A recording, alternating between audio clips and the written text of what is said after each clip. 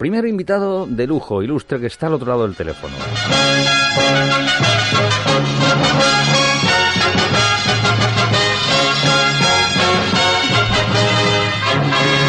Bueno, teníamos muchísimas ganas de contar con él desde hace algunas semanitas, desde que arrancó esta nueva temporada del Planeta Duna, porque ha girado por medio país, por todos los medios de comunicación habidos y por haber. Solo le falta la revista del Carrefour, creo. Lo demás lo ha abordado todo y, claro, nos hacía ilusión que acabase esta gira, de momento, al menos aquí en nuestra casa, en el Planeta Duna, que es su casa, porque hablamos del gran Juan José Zanoletti desde Moviola Comics y Moviola Films. Y es autor del libro titulado Gnomos, Naranjitos y Mosqueperros. Creo que nos escucha ya. Juanjo, ¿qué tal? Muy buenas. Hola, buenas tardes a todos. ¿Qué tal? ¿Cómo estás? Bien, aquí estamos. Encantado de estar nuevamente en el programa. Sí, señor. Nosotros deseándolo, ¿sabes? Que muy pronto estés de nuevo. Y vamos a darte un aplauso para empezar. Mira, aplauso de porcelana, de la buena... Para venirnos arriba, Juanjo, primera pregunta obligada, nos vas a hablar de tu libro, obviamente. ¿Cómo surge la idea? ¿Cómo se te enciende la bombilla? ¿Cómo arranca todo? Bueno, yo ya desde hace ya bastante tiempo llevo el proyecto de la animación escrita, que es una publicación dedicada a la investigación de la animación solamente que se hace en España. A partir de ahí salió un trabajo sobre la animación española de los años 80, y vi que podía tener más cabida en un libro que en la revista, y solamente lo que hice fue convertirlo en formato libro. Uh-huh. ¿Y por qué este título? Pues el título hace referencia a varias de las series más populares de los años 80, como fue David el Gnomo, sí, fue Willy Fox, fue Naranjito, ¿no?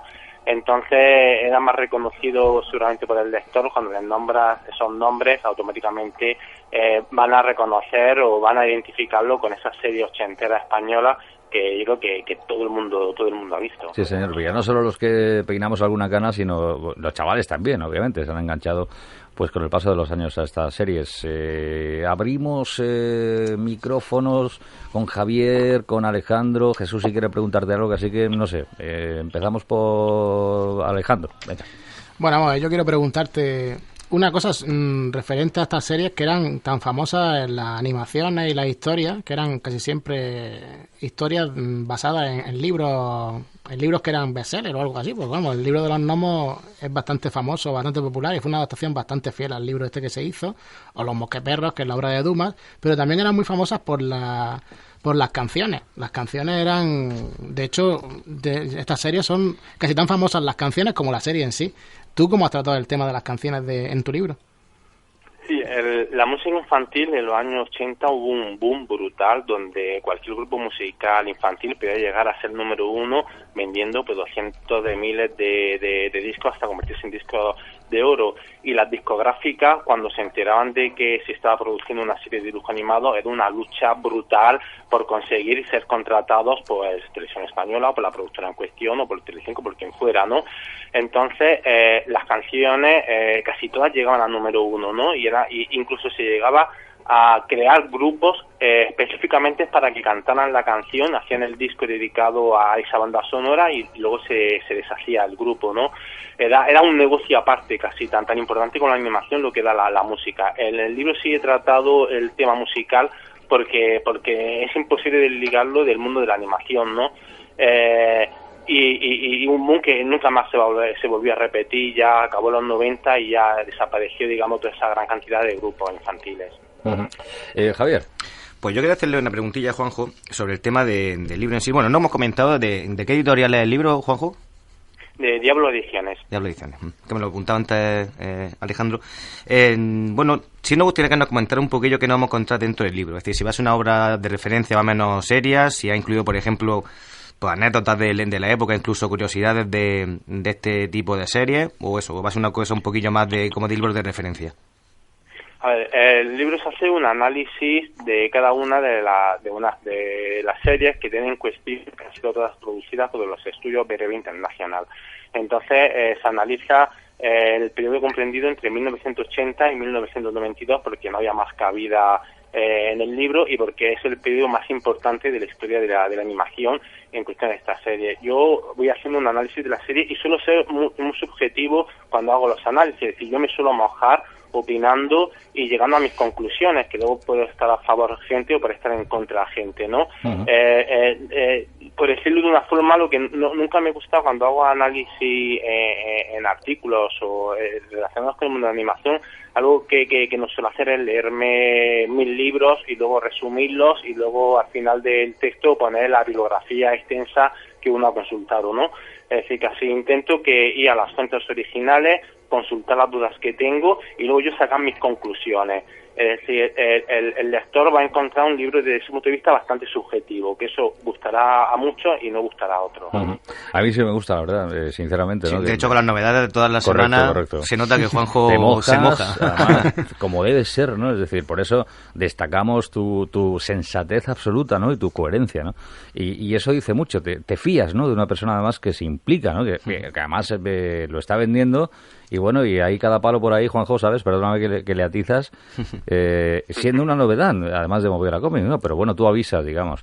Y ya que no vamos a mojar del todo, pues si te pregunto, comparando un poquito las series que recoges en este libro, ¿cuál sería la más flojita en tu opinión? ¿Y cuál sería la más destacada? Yo no sé si por seguimiento, por calidad.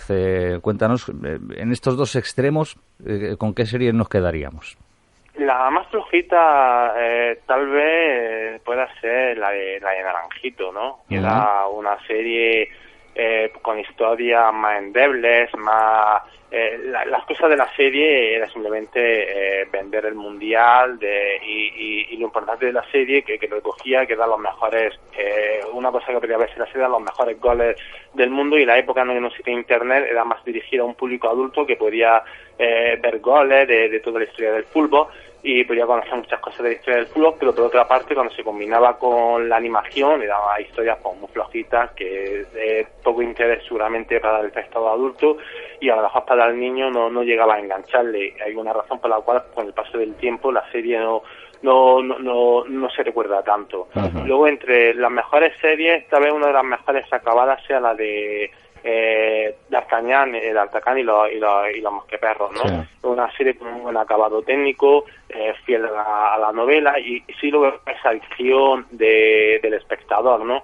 Yo principalmente, yo suelo destacar siempre la serie de Zipizape, ¿no? Una serie que ha quedado olvidada por el público o que ha gustado bastante poco por ser muy diferente a los cómics, pero yo creo que ese era el problema de la serie, que se llamaba Zipizape, que tal vez si se hubiese llamado con otro nombre, tal vez se recordaría mejor. Yo creo que una serie que a mí me gusta recordar esa serie, ¿no? De toda esta etapa. Ajá. ¿Alejandro? Pues bueno, yo voy a hacer primero una pregunta aquí, pregunta super friki. A ver si os acordáis vosotros. ¿Cómo se llamaba el malo de Naranjito? Hombre, ahí lo dejo. Y ahora voy a hacer la pregunta directamente. Sí vosotros lo vais pensando y ahora lo soltáis. Vale. La serie de los mosqueperros realmente era una de las series, como tú dices, que tenía el mejor acabado técnico, pero luego hicieron una segunda parte que era bastante nefasta. Y yo creo que eso fue también en un principio de declive de las series estas, ¿no? Las segundas partes que hacían, que eran bastante malas, perdían mucha calidad de animación y esas cosas. La diferencia entre una primera parte y una segunda parte, como pasaba con Willy Fogg, pasaba también con los mosqueperros y pasaba con la tercera serie de David el Gnomo, era que se usaba un presupuesto menor. Es decir, no era lo mismo tampoco, David el Gnomo y luego la segunda serie que era Llamada de los Gnomos, la calidad es prácticamente la misma, en la tercera parte, lo que se hacía en los 90, donde la calidad... Y luego entre D'Artagnan y la segunda parte, D'Artagnan y la segunda parte, a mí me pasó una serie de años, ha cambiado y ya las inversiones económicas no son lo mismo y las audiencias que daba una serie a principios del 80 no es las audiencias que va a dar la serie en los años 90, ¿no? Pero prácticamente lo que cambiaba era el presupuesto, pero si analizábamos esa segunda serie y veíamos cómo era la animación, veíamos el número de dibujos que se animaban, etcétera, prácticamente era similar, ¿no? Uh-huh. Javier. Pues la verdad que me gusta que haya hecho esta pregunta Alejandro, porque era una cuestión que además quería preguntarle a Juanjo, y es que quería que, ya que dice que hace un análisis en el libro de esta serie y de esa época, me gustaría preguntarle que cuál fue, o cuál crees tú, Juanjo, que fue el declive real y por qué. ¿Fue porque efectivamente se dejaron de interesar el público por esta serie, porque no había dinero para producirla, o porque directamente ya se cambiaron los gustos y ya no había, digamos, cabida para ese tipo de serie? La oferta para el público infantil es mayor. Es decir, en 1981, un sábado a las 3:30, todos los niños que estaban pegados a la televisión. Correcto. No había otra cosa que hacer. Correcto. O eso, o leerte un cómic. No había otra cosa que hacer. En el año 90 tienes internet, tienes videoconsolas, tienes un montón de cadenas de televisión. Es decir, la oferta ya se ha multiplicado tanto que ya es imposible que una productora invierta en una serie y arrase. Es decir, ya tienes que ir con más cuidado, ya tienes que usar presupuestos menores, etcétera, ¿no? Y esa es prácticamente la razón de que el mercado español o las productoras españolas les cueste mantenerse o estar a la altura de productoras o estudios extranjeros, ¿no? Luego ya viene un dominio también de extranjeros, es decir, las televisiones ya pertenecen a estudios norteamericanos y los estudios norteamericanos en sus televisiones ponen sus series, no ponen la serie española. Correcto. Es decir, cuando tú pones una televisión, yo qué sé, si pones Disney Channel no va a emitir serie española, va a emitir las series producidas por Disney en Estados Unidos, ¿no? Uh-huh. Entonces eso hace que poco a poquito se vaya decayendo lo que es la animación española que tan importante fue en los 80 y principios de los 90. Precisamente la dificultad de mantenerse en el mercado. Aún de esta forma, en el caso de Breve Internacional, que es el estudio que más se analiza, ¿no? en el libro, ellos todavía siguen haciendo sus series y siguen teniendo grandes éxitos, ¿no? En todo el mundo, ¿no? No lo mismo no le ocurre a otros estudios de animación españoles, que sí, es verdad que la mayoría de ellos acabarán por cerrar o convirtiéndose en empresas de servicios, ¿no? Y hoy día, por ejemplo, quien domina el mercado pues son empresas como Amazon, como Wanda, y prácticamente todas las productoras o todos los grandes estudios son empresas de servicio que trabajan para estas grandes empresas, ¿no? Haciéndole encargos, ¿no? El mercado ha cambiado, el sistema del modelo de producción también ha cambiado, el público ha cambiado, uh-huh. y unos caen y llegan otros que están en la cima. Uh-huh. De todas formas, cuando muchas veces decimos ya no se hacen dibujos, no se hacen series como las de antes para los más pequeños de la casa, ¿no? ¿Estaríamos en lo cierto por todo lo que has explicado ahora o bueno, son diferentes? Es decir, no son mejores las de antes y por el mensaje que lanzaban también para los más pequeños, o éramos un poquito más bobos los pequeños de entonces que estos. ¿Puede ser eso también? En relación de animación española, sí. Ahora mismo si yo os preguntara que me dijerais qué serie de televisión de dibujo animado español seguís, seguramente me diréis que ninguno. Si os digo que me digáis un solo título de una serie española que se haya producido en los últimos 10 años, incluso seguramente me diréis que ninguno. Y si os preguntara ahora que me digáis un largometraje de dibujos animados español que no sea TV o guión, que habéis visto en el cine, también seguramente os quedéis en blanco, ¿no? Sí. Eso prueba prácticamente cómo está la industria de la animación en España. Si nos vamos fuera de España y me preguntas si se hacen series como las de antes, tan buenas, tan malas, yo pienso que sí, que se hacen buenas series, igual que antes. O sea, el mercado se mantiene. Hay grandísimas series que emite Disney Channel, grandes series que emite DreamWorks, sí. O grandes series que sigue haciendo Warner, sí. Y hay buena animación. Ajá. Levanta la mano el segundo invitado. Es curioso, es histórico esto. No ha pasado nunca. Un segundo invitado quiere preguntarle al primer invitado. Es Jesús Arriaga, de los Arriaga de toda la vida. Jesús, adelante. Gracias. No, bueno, ya que estamos hablando de este tema, que al fin y al cabo pues todos vivimos, ¿no? Porque son recuerdos entrañables de nuestra infancia. La verdad es que tengo un par de curiosidades que me gustaría que me contestaras, si es posible, Juanjo. Y la primera de ellas es si has tenido mucho problema a la hora de documentarte, pues porque estamos hablando de series antiguas, porque Naranjito, por ejemplo, pues si no recuerdo mal, se emitió en el 82, que es cuando fue el Mundial. Luego estamos hablando de una serie de hace 35 años. Entonces, si has tenido muchos problemas a la hora de documentarte. Y luego, por otra parte, no sé si en el libro tratas también o hay un apartado para ocuparse de las colecciones de cromos que surgieron a partir de esta serie de dibujos. Sí, a la primera pregunta la respuesta es sí, es muy difícil documentarte. O sea, vas a buscar nombres de animadores, nombres de realizadores, nombre de guionistas, muy, muy, muy complicado, también muy complicado contactar con ellos, ¿no? Yo cuando intento escribir, intento siempre ir a la fuente original, y si no logro ir a la fuente original, ir a la fuente más cercana a la original. En este caso, he tenido la suerte de que la fuente más importante sí me ha atendido, ¿no?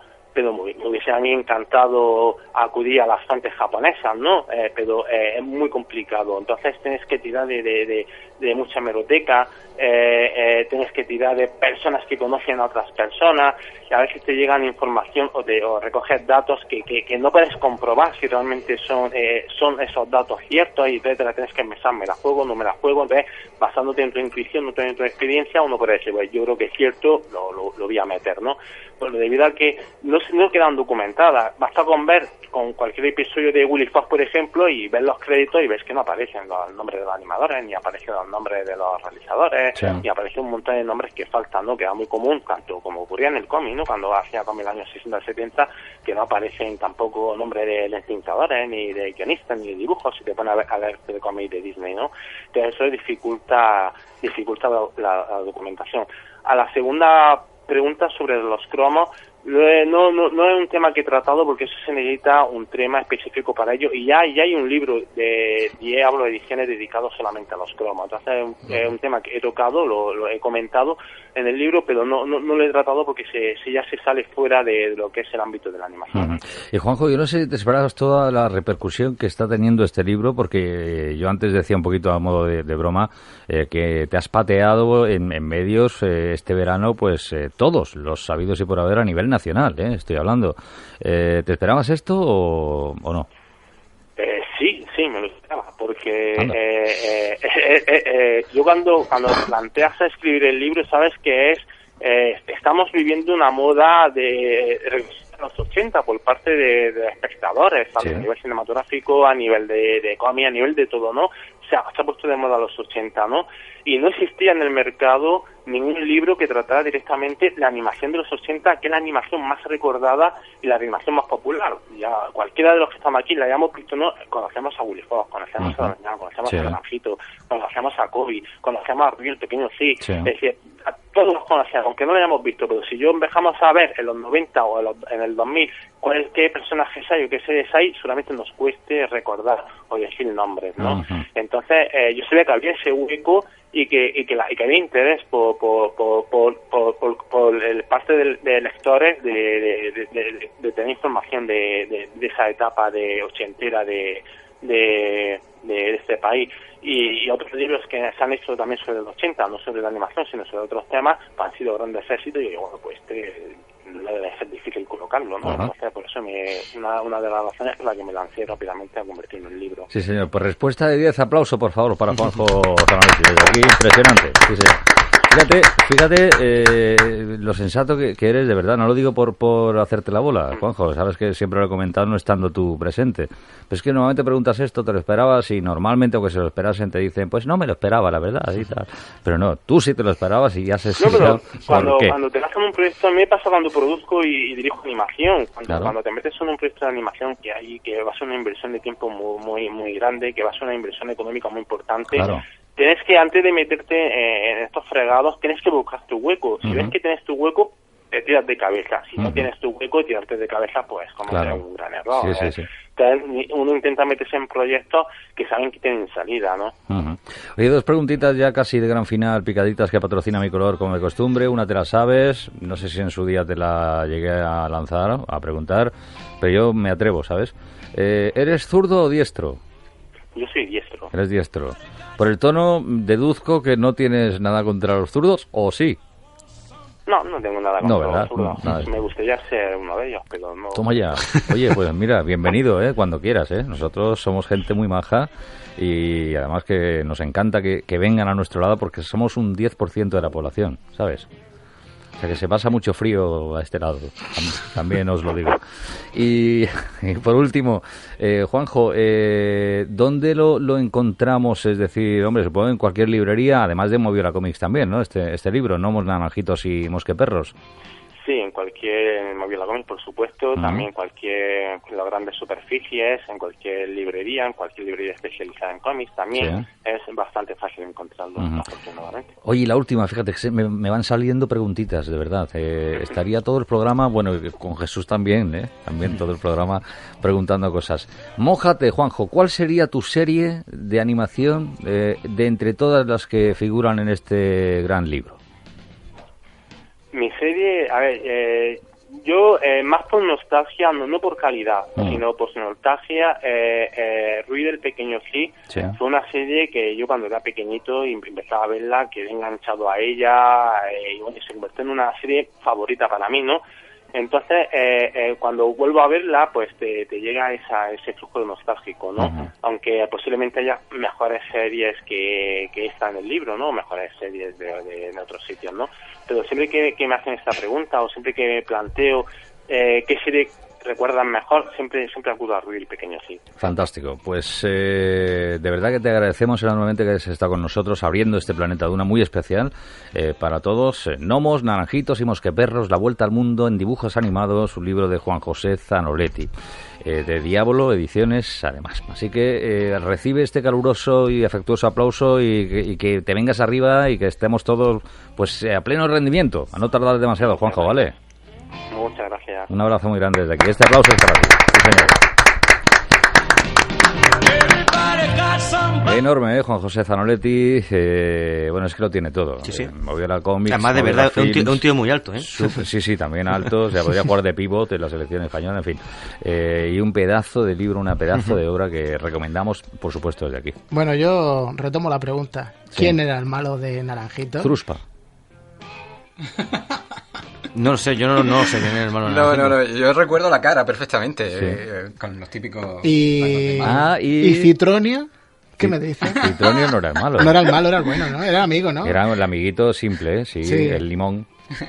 Se llama Citronia, el limón. Citronio. Sí. Y la novia de la... Clementina. Ahí, sí.